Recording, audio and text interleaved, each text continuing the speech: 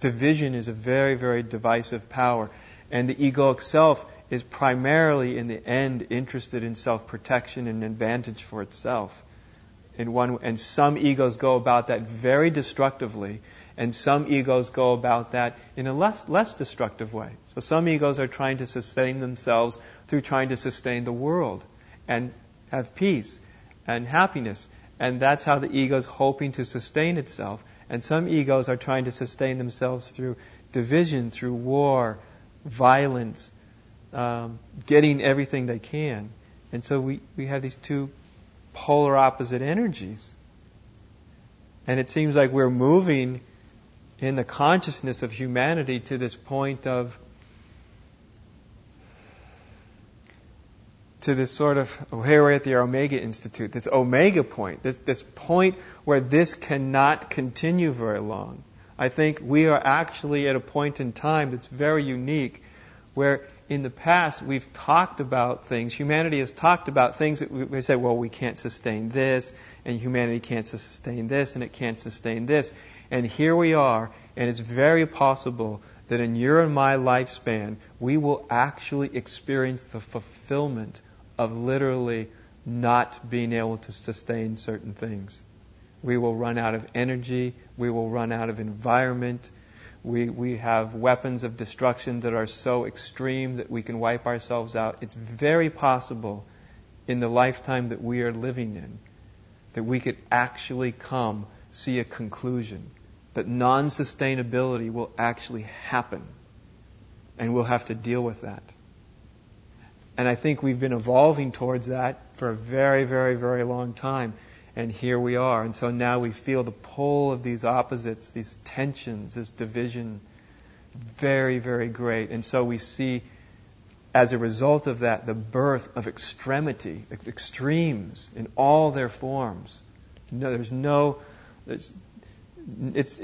wonder that there's fanaticism breaking out in all sorts of religions, and fundamentalists in all points of views, whether it's religions or philosophical, or people are just dividing themselves, right?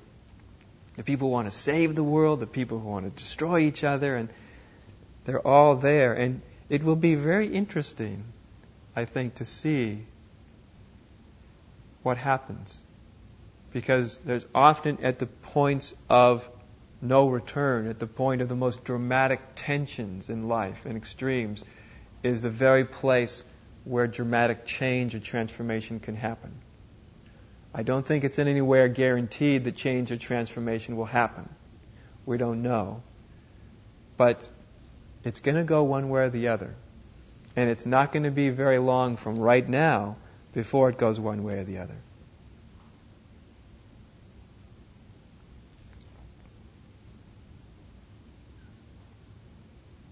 Which actually, as silly as it may seem to me, it's a very exciting time to be alive. There's a lot of energy in what's happening here. We can see it as negative if we turn it into fear. But boy, there's a lot of energy that's available, though. There's a lot of potential that's happening that really wasn't available, because we're running out of options other than to wake up. It's starting to become possibly a biological necessity of survival. And when it gets to that point, it really starts to get people's attention. We may destroy ourselves if we can't actually wake up to the fact, to the living experience, that we really are the same. It's not good enough just to have the philosophy that we're really the same, because that philosophy breaks down when push comes to shove.